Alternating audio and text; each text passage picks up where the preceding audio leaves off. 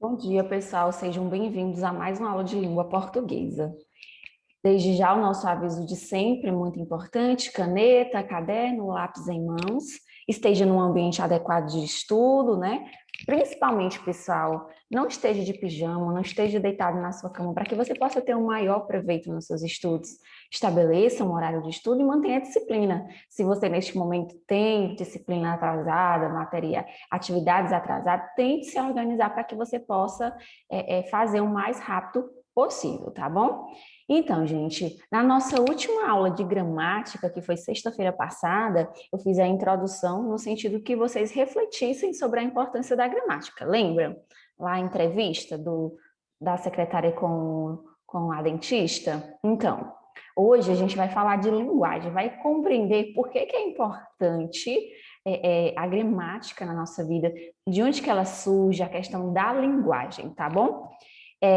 Nossa outra dicasinha de sempre: expanda a sua tela para que você possa melhor visualizar o nosso conteúdo. Então, gente, outra dica muito importante neste momento é que você assista essa videoaula fazendo anotações. Ela faz parte da atividade de hoje, tá bom? Faça essa aula, aliás, assista essa aula fazendo anotações. Que anotações são essas? Daquilo que você achar importante, dos principais conceitos que a gente vai trabalhar. Então, vamos lá, gente. Quando eu falo de língua, de linguagem, eu estou falando da forma como eu me expresso, da forma como eu me comunico com outras pessoas, né? Se você fala, se você escreve, isso é comunicação, mas também existem outras formas de comunicação que a gente vai já ver, certo? Aliás, outras formas de linguagem. Então, a linguagem não é somente um conjunto de palavras ou escrita, mas também gestos e imagem.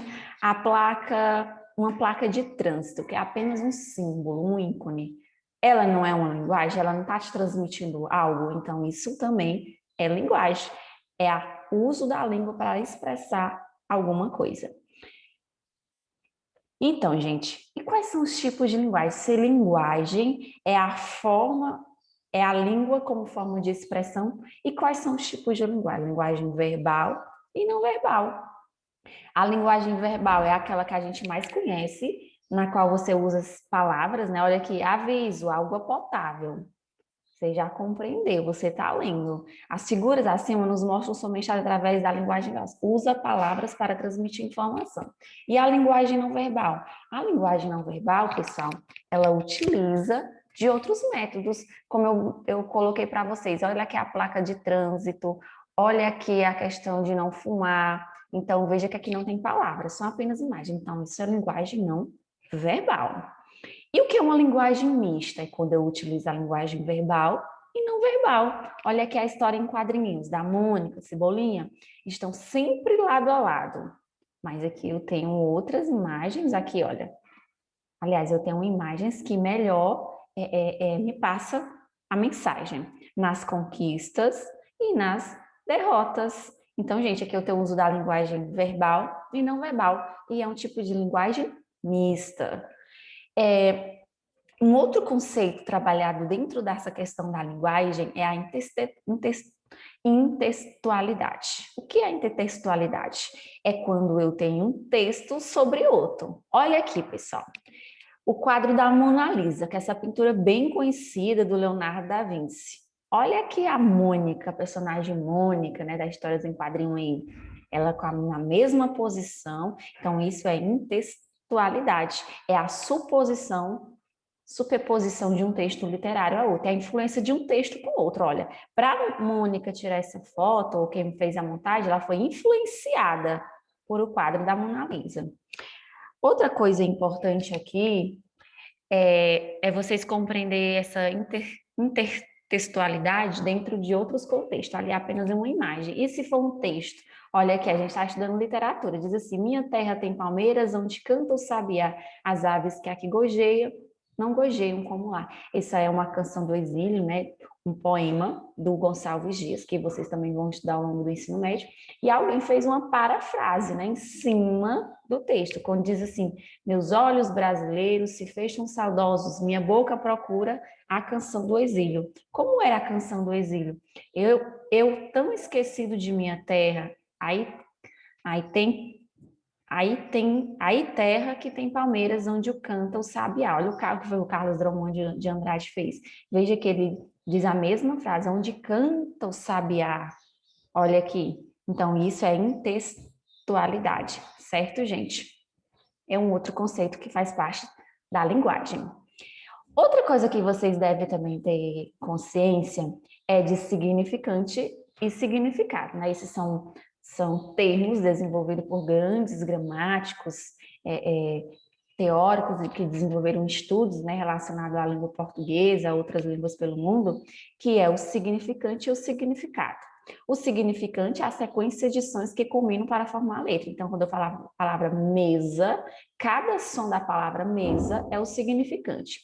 Já o objeto, né, que é o conteúdo, é o significado, é o que quer dizer. Eu falo a palavra lápis, você é o significante. Lápis, a pronúncia de cada letra, o som.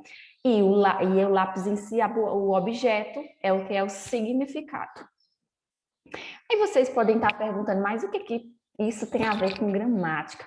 Pessoal, para a gente compreender muitas vezes e dar importância às questões de regras gramaticais, a gente tem que dar atenção para essas coisas que fazem parte da linguagem, da língua. Por isso que eu trago conceitos de língua para vocês.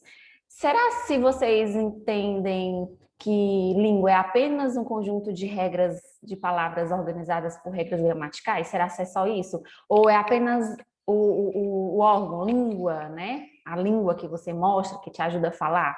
Língua não, no sentido mais abrangente, trazendo aqui para a questão da língua portuguesa, é um conjunto de palavras organizadas por regras, né? Ela tem caráter social e cultural, porque é influenciado, né, pela cultura. A língua, ela se construiu ao longo do tempo, ela é influenciada por o modo pelas pessoas, o modo como as pessoas vivem, a questão do contato. Então, gente, quando eu falo em língua, eu falo em um conjunto de palavras, eu falo em regras gramaticais, eu falo em língua portuguesa, eu falo em língua inglesa e falo também de língua espanhola e outras diversas que existem. Então, língua é nesse sentido de palavras, usada para uma comunicação específica. Outra coisa é a questão da fala. Se a língua é um conjunto de palavras, a fala é a forma individual de cada um se expressar, né? Os seus pensamentos, as suas ideias, né? A fala, ela segue regras gramaticais, mas a gente sabe também que muitas vezes as pessoas falam de qualquer jeito, influenciado pelo seu dia a dia, influenciado pela cultura na qual está imersa. Então, gente, a fala, ela possui diversos níveis. Vocês sabem que tem o nível formal e o nível culto, né? Quando você fala com o seu professor, quando você fala com a pessoa do trabalho, temos o nível informal, coloquial, popular, quando você fala mais no contexto de família, temos o nível regional, não tem gente que, quem é nordestino não fala diferente de quem mora no sul, algumas palavras, o nível vulgar, né? O nível técnico ou profissional, a questão do trabalho, o nível literário ou artístico. Olha, lembra que a gente está estudando literatura?